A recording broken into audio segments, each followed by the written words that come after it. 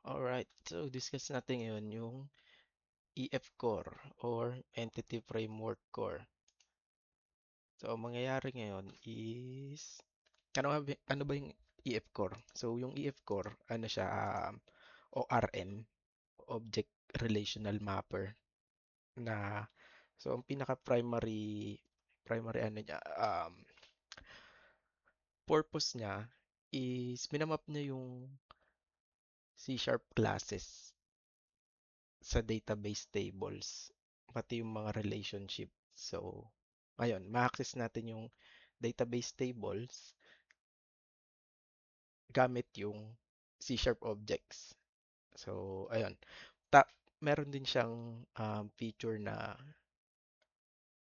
yung pag nagko-query ka, instead na mag-write ka ng SQL statements na in plain string, pwede kang gumamit ng C# code. Tapos ita-translate ni EF Core yung C# into SQL statements. So, ayun. So, paano tayo mag-start doon?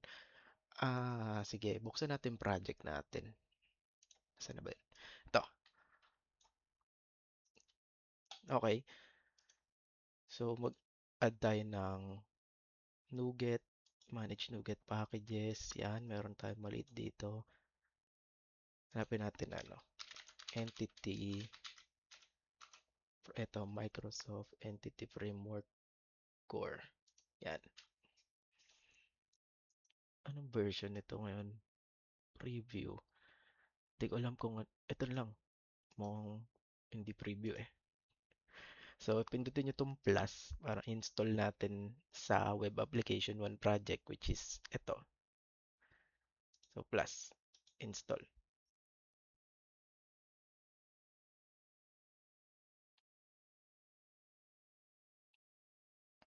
Yan, na-install na siya. So,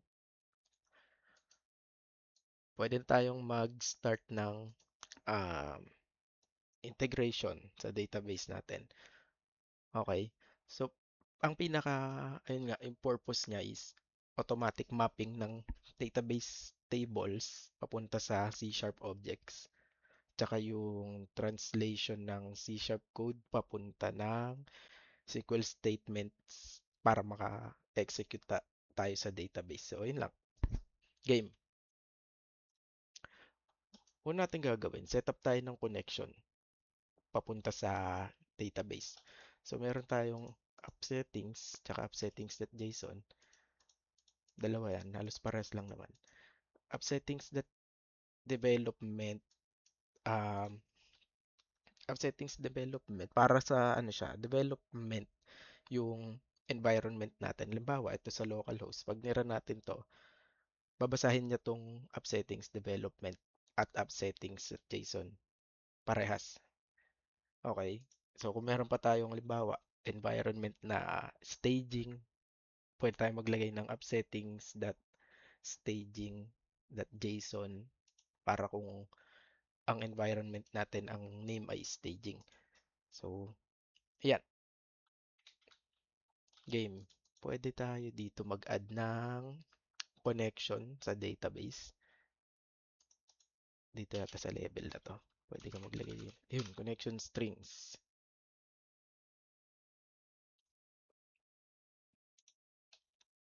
Dito, pwede tayo maglagay ng default connection. Tapos, lagay natin tong ano kanina. Inadampot natin connection string dun sa setup. Yan. So, okay, meron tayong connection. Then, gamitin natin to. I-read natin yung value na yan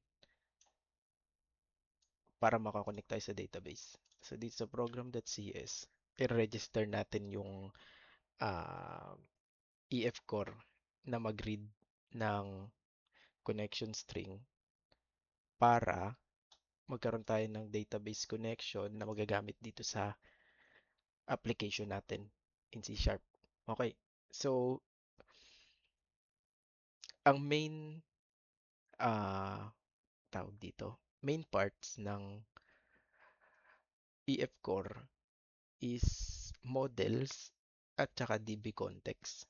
So ano yung models, ano yung DB context? Yung model or entities, siya yung representation ng database table. Okay? Then, si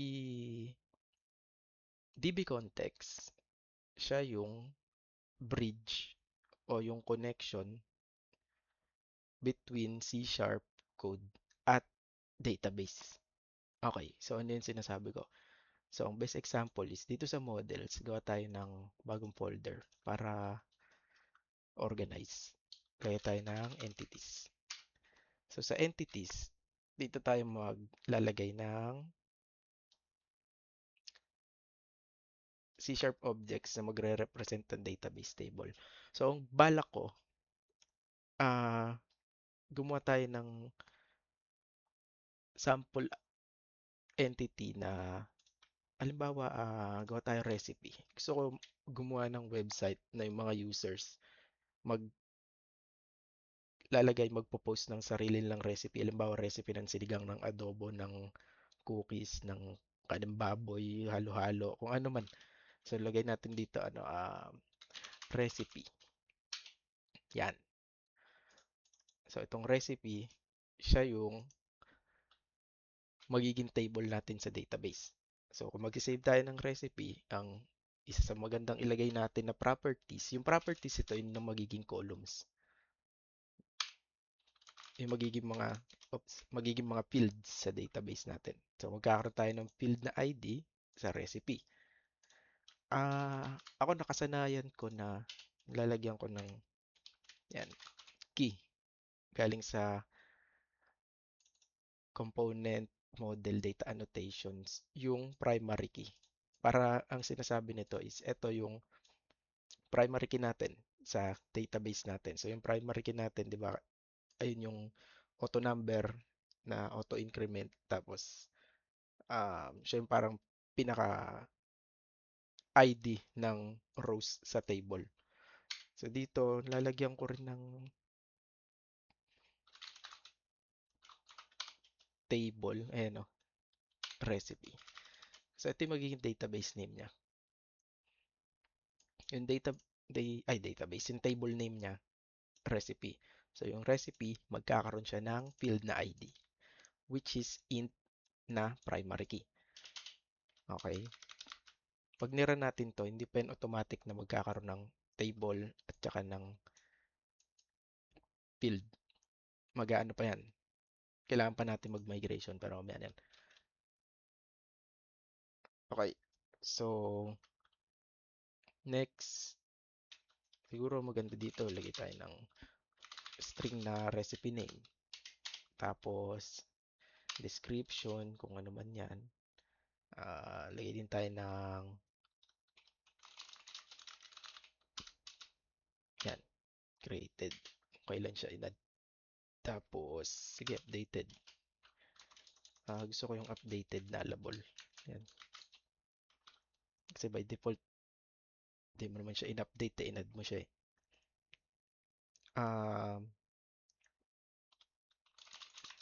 Gusto ko magkaroon din tayo ng image URL. Yan. Para syempre, mas magandang tignan yung post mo ng pagkain kung may picture. Lagay tayo ng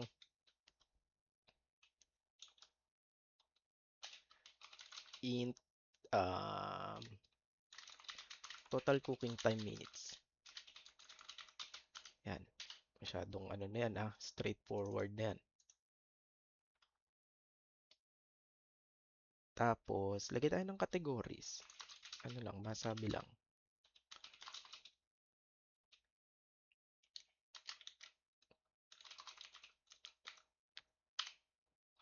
Ano yan, tags. Hindi, wag yan tags. Etong categories, gusto ko lagyan siya ng parang comment na comma separated na ano lang to. Comma separated categories. Yan. example, ano ba category nito? Halimbawa, dessert. O kaya, um, ewan.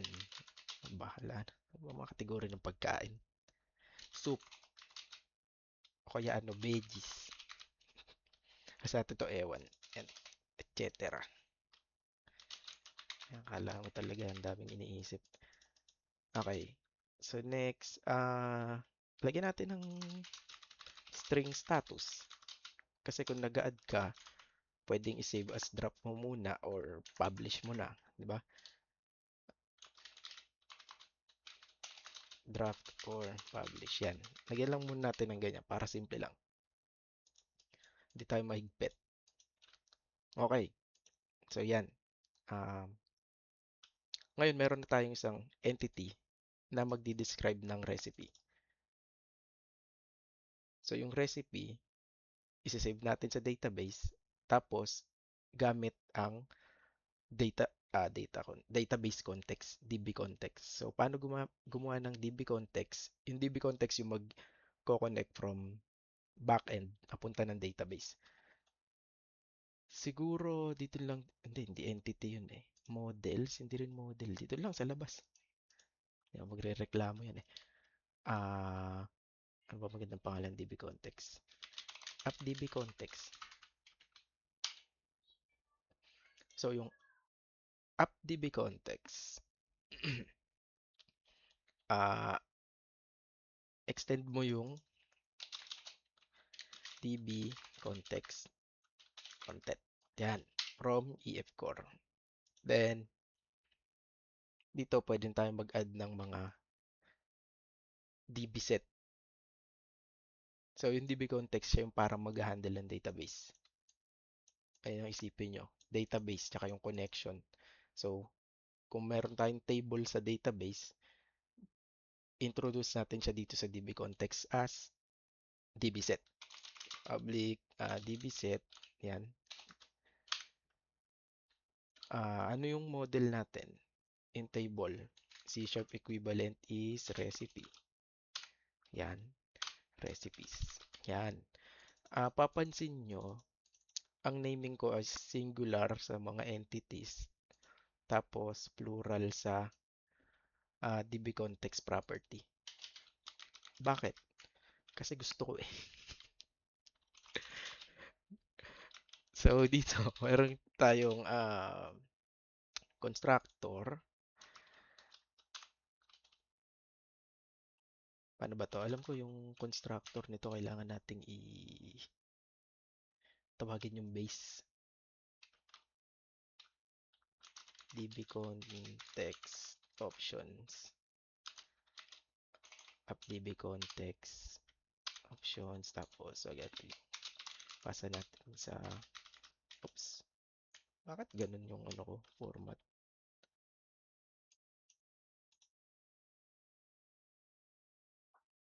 So, yan. Okay, ready na yung DB context natin. So, pwede natin siyang i-register. I-register natin as service dun sa program.cs. Okay. So, paano yun? Punta tayo sa program.cs. Tapos, builder.services. Ito lang sa taas.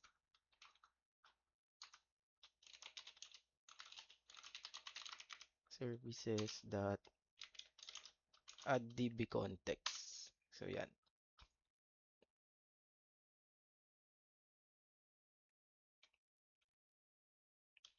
So, yung DB context natin, si appdb context. Tapos, options. Syempre, options dot gagamit tayo ng SQL Server na wala pa tayong package.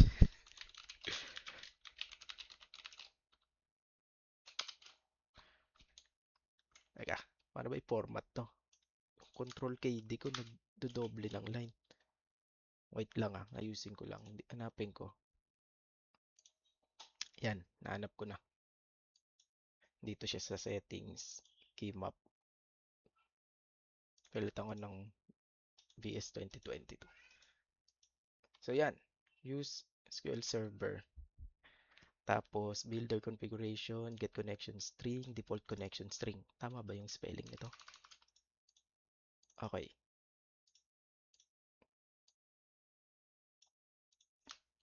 Control that. So install natin yung package para makakonect tayo ng sa SQL Server using EF Core.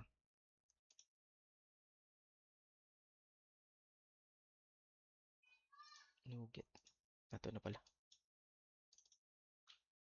Pwede ba to? Copy natin yan. Paste natin dito.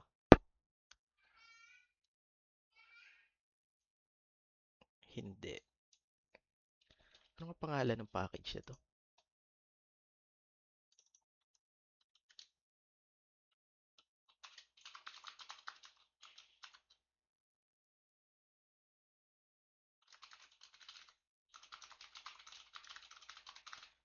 Yun. Install natin yung same version ng EF Core. Ito, alam ko ito yun eh. 10.03 plus. Install.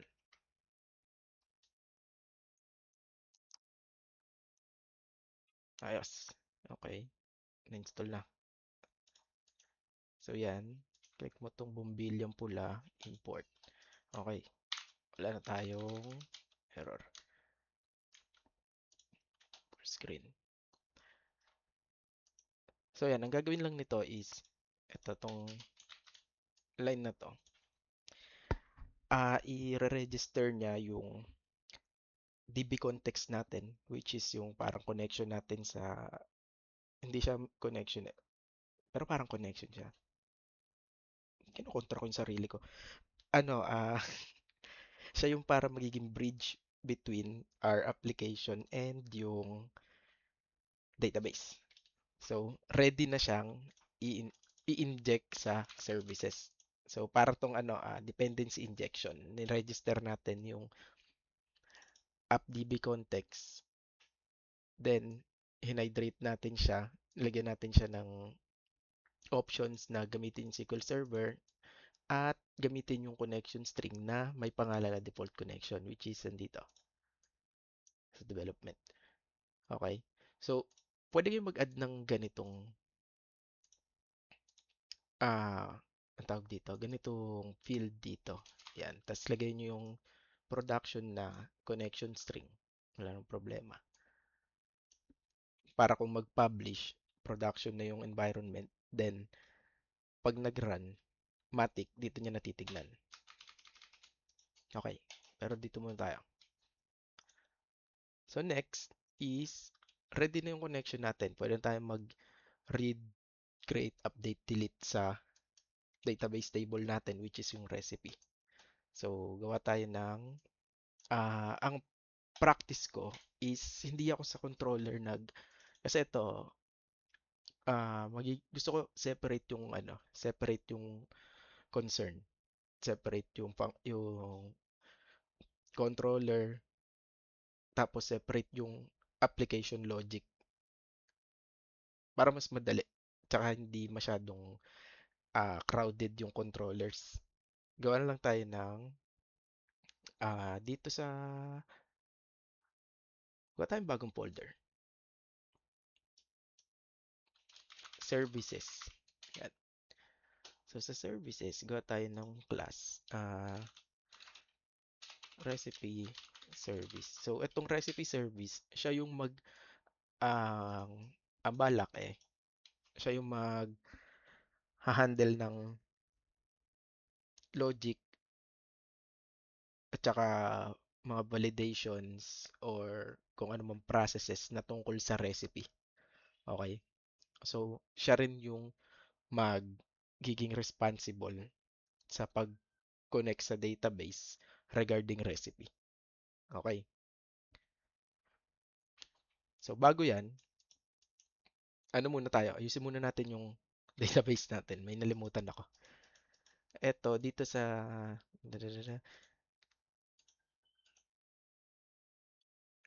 lagay tayo ng database kasi dito kumo-connect lang siya sa master sa master database. Ah, gusto ko dito tayo connect sa database na to, yung food recipe. Yan. So, gawa tayo ng database na food recipe. Manually natin itong gagawin yung database. Pero yung table, gagawa tayo ng migration. Okay? So, balik tayo saan yung, ito, SSMS, sa database, gawa tayo ng bagong database. Lagay lang yung pangalan dyan. Hindi yan, mali yan. Food recipe. Tama ba? O may S? Tama. So, yan. Owner default. Okay. So, kompleto na yung connection string natin dun sa database yon. So, paano natin ilalagay yung table? Ah, meron tayong tinatawag na database migrations. So, siya yung mag-manage ng versions nung database natin. Halimbawa, so, eto yung version 1, pinakaunang version, ano lang, blank database lang, walang table. So, gawa tayo ng migration para i-add natin yung recipe table sa database natin na food recipe. So, paano tayo gagawa ng migration is, paano nga ba? Meron ba ditong ano? Terminal. Wait lang. View. Aha. Ito. Yan. So, yan. Meron tayo. Naka PowerShell. Ah, .NET EF. Meron ba? Could not. Da. So, kailangan natin install to. .NET EF.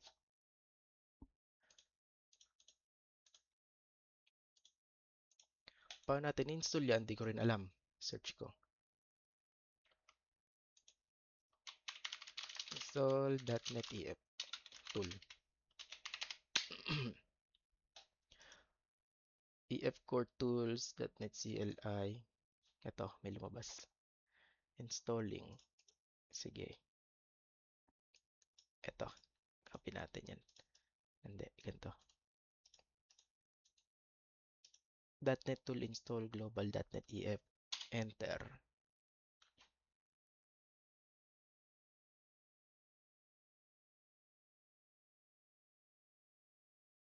Nice. Ayos. Okay na. So, pwede na tayo mag .NET EF. Sige nga. Nice. Okay. Gumagana. Clear mo natin lahat. Gawa tayo migration. .NET EF. Migrations. Add. Um, so, ito. Lagyan natin ng pangalan na create recipe table. So, yan. Sige nga. No project. Teka.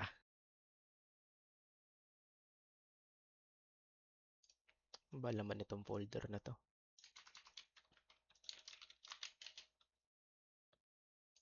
Ito. So, kailangan yata natin dito pa. Mag-cd. Oo, dito yung project. CS project. Sige, exit. CD web application 1. So, yan. Dito natin ilagay yung kanina. Yan. Okay, nag-build siya.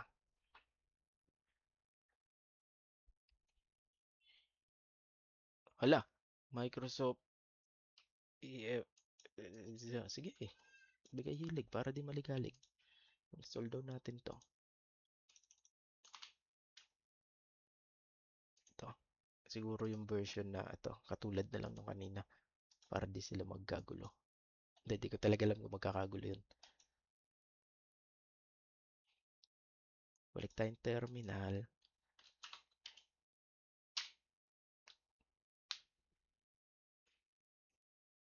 Ayos. Nice. Kita nyo, meron ditong bagong folder, migrations. So, ayan. May mga ano lang yan. Ah, so pag niran tong migration na to, ito yung app. Alam ko may down din eh. Yan. Tatanggalin niya yung, kumbaga parang rollback. Okay. So, paano natin i-apply itong migration na to? Kasi, ang ginawa lang natin, nag-create tayo ng migration eh. Hindi pa natin nirarun yung migration para sa database. So, paano natin i-run yun? .NET EF database update. So, pagka nirun natin to, dapat i-apply niya yung migration. Ayun. Sira. Di tayo makakonect. Connection successfully. Oh, successful pala eh. Ba't meron ako lagi maras? Hala ka. Teka lang. Hindi ko alam to. Paano natin itatrust yung certificate dito sa migration natin? Hanap lang solusyon.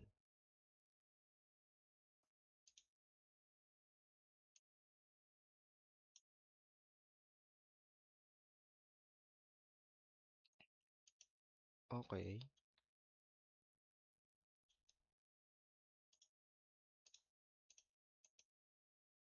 Okay, sabi lagay daw tayo ng trust server certificate sa connection string natin. Okay.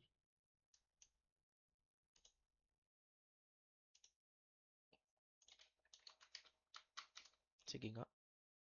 Clear natin to. CLS. .NET TF database update. Okay, nice. So, ang ginawa nun, in-execute niya yung migration papunta sa database natin. Nasaan na yun? Ito yung database natin. Refresh mo lang yan. Tables. Nice. So, may makikita kang dalawang table. O, bakit dalawa yan? Eh, isa lang naman yung table natin. Kasi ito yung ano eh, migration history para meron siyang um, record ng kung ano yung mga migrations na nairan niya na. Okay, so titignan mo yan, select top 1,000 rows, meron siyang isa dyan. So, may ID siya, migration ID. Kita ba pa yun? So, ito parang timestamp lang, underscore, yung pangalan ng migration natin. Yung kanina yung .NET EF migrations add. Ayan yun. Okay, so yun lang muna. Then, next video natin, connect na tayo sa database, tapos insert tayo ng data. Implement natin yung recipe service. Bye!